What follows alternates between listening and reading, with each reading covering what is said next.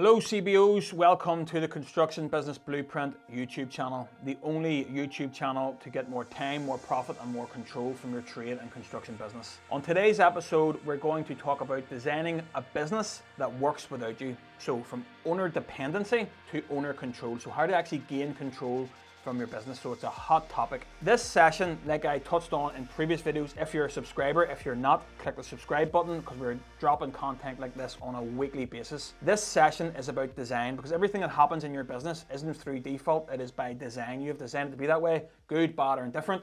It is what it is. We're not going to talk about just delegation, not motivation. We're not telling people to step up and take more responsibility. We're talking about how we design a business that works without you. Because if your business only works when you are present, it's not because people are useless, like again we talked about before. It's because that business by design is built around you, built with you being the most important person in it. So we then have to redesign. So again, this is not a criticism. This is how almost every construction and trade business starts. You're good on the tools, you solve problems, you make decisions quickly, you keep moving. And at the start, that's exactly what the business needs. The business needs you to create it, to build it, but we do this without building systems, without building processes. We're too busy working. This is the trade, this is the craft. We're just getting job to job, building reputation, doing what we need to do. But if it stays that way, then it becomes the ceiling, and it's very difficult to then break through that ceiling the longer you're there. So let's look at the owner dependency problem. So let's look at when everything depends on the owner. Now this might seem blatantly obvious, but this is the reality for most of you watching this. Most trade and construction business owners become the glue or the bottleneck in their own business. Everything runs through you. Decisions, information, client relationships, approvals. If something stalls, it's up to you to then unblock it, to solve the problem, to make the decision, to make it then move again. And if something goes wrong, you are the person to fix it every single time. If someone is unsure, they come to you. They may even have somebody below you, but they are beneath you and in between you, but they still come to you every time. That's often a common theme in this industry. And slowly, without realizing it, the business trains itself to wait. Like we talked about in an earlier episode, it all, by design, waits on you to make every decision, to fix every problem, to make every call, to do everything. While this feels like leadership, and sometimes, like I said again on another episode, it feels like a comfort, a nice to have, it feels important. We also, everyone watching this, that everyone has that issue with, nobody taking initiative or nobody taking control. It feels responsible, it feels like standards are being protected, but in reality, it creates a single point of failure. It is only, everything relies on you. If something happens with you, the business is gone. If you're tired, everything slows down. If you're away, everything pauses or falls apart. If you're overwhelmed, mistakes multiply and everybody in your business feels it. So let's talk about why owners stay in the middle or stay stuck in that point. Owners stay central to their business because again, it feels safer, it feels faster, and it feels like the only way to keep quality maintained. And in the short term, that may be right. It is faster to do it yourself. It does feel safer to keep control. Standards do feel protected when you're involved. But here's the cost. Every time you jump in, you remove the need for somebody else to think. And over time, people will stop thinking. Not because they're incapable, but because the system doesn't require it to have their input. So again, let's talk about that shift from doing to designing. The shift is not how do I get people to work harder or start thinking for themselves. It's how do I stop being needed for absolutely everything. And that is a different question. That question forces you to look at your decision rights, clarity, structure, feedback. A business that works without you is not one with better people, it is one with a better design, better systems, better structure, better procedures. So what should you be doing? What should you be focusing on here? So we talk about the issue here. This part's very, very important. There are only 3 things that a business owner should truly own. Everything else should come down to a process. Number 1 is direction. Where is the business going? What you're saying yes to, what you're saying no to, and what matters in this quarter or this year. If direction is unclear, everything else becomes reactive. Number 2, the business owner should be setting the standard. What good looks like. What is a win? What is a loss? What is good? What is bad? What is your baseline? Not how to do everything, but what the outcome should be. Time, quality, what does time for you look like? What does that, what is time on the projects? What does quality look like? What does that physically, how does somebody follow that quality? Communication, what does good communication or bad communication look like? Is it 4 or 5 phone calls for the one question? Or is it clearly articulated messages or, feedback forms or site audit pros or whatever it may be? What do the numbers look like? Okay, what is the standard in the numbers in terms of margins, in terms of turnover, in terms of losses, in terms of progress. Setting standards removes any interpretation or ambiguity. Then number 3, another major responsibility is checking if it's working, checking if everything is working smoothly. Not firefighting, not micromanaging, review. Reviewing the numbers, reviewing the progress, checking problems early. If you own these 3, then you can let go of the rest.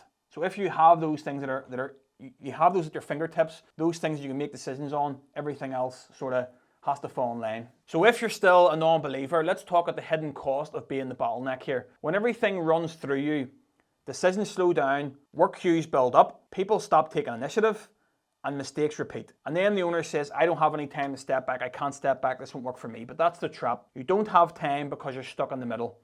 The only way to get out, again, like I say, is through design. So how do we get out of it? Let's actually draw out the roadmap here of exactly how we do this or how we go about it. So pen and paper exercise. Do not skip this. Grab your pen and paper. What I touched last week. Okay, that's what the headline is going to be. What did I do last week? What did I touch on last week? Now list everything that you personally had to make a decision on, what you had to make approvals on, what you had to fix, what questions needed answered, what needed chased up, and what needed clarified over and over and over again. No filter, no judgment, just write it all down. Again, the daily diary, this is why the daily diary is an absolute massive foundation for any trade and construction business owner. There is a lesson on that further down in the YouTube channel, so definitely go on there. So write it all down. What calls did you get? What is the theme of your WhatsApps? Constantly asking the same question. What kind of emails are coming to you all the time? What kind of side issues are coming to you all the time? What pricing decisions are you having to make? Like you having to, take decisions or take your prices down? Are you having to review your estimating standards? What staff questions are coming up time and time again? What are the questions? That means there's something that needs unanswered or a standard needs to be set. Step 2, once you have this list of things, then we're going to categorize them, okay? Next to each item, mark it as one of 3 things. So list the kind of things even that you do every single day. Are you going to get materials? Are you planning out the jobs? Are you mapping everything out? Are you writing out the drawings? Are you, dealing with a client? Are you sending the estimates? Like, what is you're doing? Write everything out in that earlier exercise. Then I want to list them into A, B, or C categories. Category A is owner only. Like those 3 things I said you should be focusing on. Vision, key hires, key financial decisions, things that you wouldn't want to give somebody else the responsibility of doing, things that actually massively impact the decision in the business. So that's financial, again, vision, so direction where you're going, hiring and firing, especially in the early stages, and then those key financial decisions. So they are like things that only the owner should be making. Then we're going to look at category B. What can be delegated? These are things that someone else could do with clarity and support.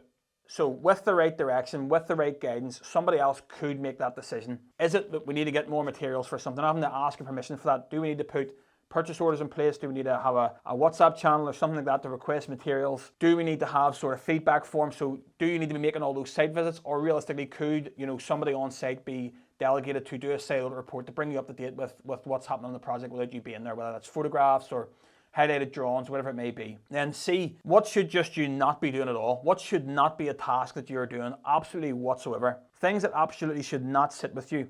And be brutally honest here. This is not about blame, this is about awareness. So things that should not be mine. I'll give you an example. If you have like management there, if you have somebody else that should be making decisions, a senior figure on site, and somebody from site is going over their head and asking you questions on should they do this, should they do that, site-related issues that could be easily solved, or questions that don't even need to be asked, something that that person has the skills, has the responsibility to be able to make that decision for themselves. You shouldn't be getting that question, they know the answer, but again, there's a fear there. You have designed that fear or lack of taking ownership in them because you're always second guessing, you're always micromanaging them. So what is decisions or things that you're reacting to that you should not be even thinking about whatsoever? After you've done that exercise, step 3 is finding the pattern. Okay, so everything has a pattern. Numbers have a pattern. The daily diary has a pattern. Everything we do should show you a pattern. That's why the review is so important. So ask yourself for every B and C task, so the delegating tasks and the C tasks of things that you should definitely not be doing. You need to ask yourself this question on each and every one of these. Why does this come to me? Is what I'm asking unclear? Is what I'm asking for, what keeps coming to me, undocumented? Should there be a process of how we do X, Y, and Z, whether that is requesting materials, ordering materials, asking for time off, whatever it may be? Is there a no decision rule? as in like, is there something that, you know, they just need to take ownership of? Like that's a decision that you can make, but we need to sort of give them decisions. We need to outline to your staff and team that there are certain decisions that don't need your input. You know, how to actually do something, maybe like a tactical thing, like should we finish this way, should we do this, should we do that? Simple things, simple site level stuff that your guys have the skills to do, but just always ask for your input. That, you know, a phone call that ends up taking 20 minutes, that literally if they had just took action themselves, would have been done in 5. So this shows you then what exactly needs to be designed next. And by designed, I mean what needs to be put in place in order to redesign what's happening here. So then we're going to look into designing these simple handovers. How do we redesign this? Design doesn't always mean big, complicated systems, processes, and whatever else. It means just clarity, being more clear on what you're asking for, what should be done, pretty much better communication. For anything you want to step away from completely, define 3 things. What is the outcome? Who is the owner? And what is the check-in procedure? So in the outcome, what does good look like? So what does a good decision or what does a good outcome look like versus a bad outcome? Owner, who is responsible for that task? So you need to let people know that that is their job to do that. You know, that is a decision that they can make. And if there is different team members, some team members have the ability to make decisions that others don't. That needs to be clear and communicated with your team. Check in. How often do you review that? So yes, you may, you know, get feedback from site, but how often do you need to go and check that is the case? It's not a case of just handing something over, walking away and saying, that's me, I'm washing my hands of that, never doing it again. You need to check in on that, you need to review on that. And again, that's usually done by, you know, asking for feedback on Site Audit Pros. That is checking the trackers if you're getting admin to look after the cost control. That is checking the invoices, so having a tracker there. So when do you review it? How do you review it? What day do you review it? You know, all those things need to be checked. Outcome, owner, check-in. Not instructions, outcomes. What is the outcome that you want here? And instead of just keeping an eye on things or constantly, you know, being invasive, micromanaging, it becomes, here's what success looks like and when do we review it? And that is design. That is how you design out. You design yourself out of the decisions, the outcomes, and the check-ins. So I want you to ask yourself something that is a powerful test, and I've touched on this before. If I was unavailable for 2 weeks, what would break? What would all fall apart? Not hypothetically, but specifically. That question shows you where the business still relies on you, and those are not weaknesses, they are design opportunities. So everything that you know shows its head every problem isn't a failure. It's only a failure if you ignore it and brush it under the carpet. But if you then use that as a tool to then identify what needs to be worked on, then it creates an opportunity. So like I said, delegation or designing yourself out of the business or out of certain things doesn't mean you just hand it over and walk away. You cannot just pass your mess on to somebody else and hope that they figure it out, okay? You cannot step back without visibility, and that's why numbers are key to this. Metrics are key to this, baselines are key to this. We've touched on this on previous videos. If you're a regular follower, you'll understand exactly what I'm talking about here. And if you're not a regular follower, make sure you are, hit the subscribe button. So if you don't know your cash position, your job margins, work in progress, those sort of baseline figures, you'll always feel the need to stay involved. You're always looking for answers, and you're always feeling the only way to find them out is to go and actually physically go and get it, find it, or whatever else. Design without feedback creates anxiety. So when you're delegating something over to somebody, you need to put in that reporting back structure in place. Check in with them on a regular basis. Show them what that check-in should look like, how that's presented to you, because feedback then creates confidence in the team. It's not a case of, I'll give them instruction on a Monday and check in on the Friday. Create regular check-ins and get them to create regular feedback and show them what that feedback should look like, whether it's a phone call, a message, or a report. So for this month, your one action could be very, very simple. And it goes back to that non-negotiable. Choose one recurring task from the list that you've written above in your notebook that shows up all the time on your dependency map. Design it so it works without you. And remember, outcome, owner, check-in, and that's it. And your non-negotiable should be not to take it back. Sometimes when guys do this exercise, there is a fine line, and there always is that question of, if I'm not doing everything, what should I be doing? And that's where we have this conversation. You probably hear it all the time, working on the business rather than working in the business. So I want to briefly touch on what that actually means to help support what we're talking about here and kind of bring a bit more understanding to it.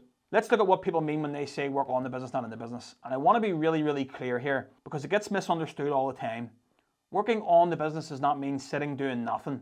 It doesn't mean being hands-off just for the sake of it, disappearing and hoping that things figure themselves out. So like I said, it's not just delegating and passing your shit over to somebody else and letting them try to work it out. It means creating the space for time to think. So why is it important to do that task above? And it's because it creates the space then for you to actually be able to be a business owner and work on the business, on decision-making tasks on how to actually grow the business, what to fix, having time to actually fix it. Because like I said, when you're constantly stuck in the middle, you're reacting, fixing, answering, firefighting. Your brain is in survival mode. There is no mental capacity left for planning, improving, delegating, making better decisions. When owners finally step back, even slightly, what they noticed first is clarity. They now have time and space to actually think, to stop and take stock of where they are and where they want to be. Not because the problems disappeared, but because they can finally see them properly. So when you're stepping back, you're actually taking 2 steps forward in terms of progress. So like I said, when you have the mental space, decisions are calmer, priorities are clearer, problems get solved once and they keep repeating themselves over and over again. You stop reacting to the noise and you start responding to the signals. You actually are able to identify the problems before they appear and before they become an actual problem that impacts the business. That's when you can actually take the time to look at numbers properly, check if you're pricing your jobs correctly, try something new, think ahead instead of chasing all the time, fix root causes instead of just trying to fix the symptoms, putting band-aids on stuff. So that is working on the business, and it's not just a fancy title or a buzzword, it's a state of mind, again, created by design. So this is how you create that business and be that business owner that you want to be. So coming from the tradesman to the business owner, that is how this happens. Most owners know the type of business that they want to be. They want to be clear, calm, in control, present, and not constantly stressed, but they never get there because the business never gives them the space or allows them to do so. And again, design creates that space. And once you have it, you can actually step into the role of leading, deciding, shaping, and improving instead of just surviving. So a business that works without you doesn't mean that it removes you from it being required. What it removes is unnecessary pressure that you've been putting up with for years. It frees your head, it frees your time, and it raises your standards. Design beats effort and structure beats stress every time.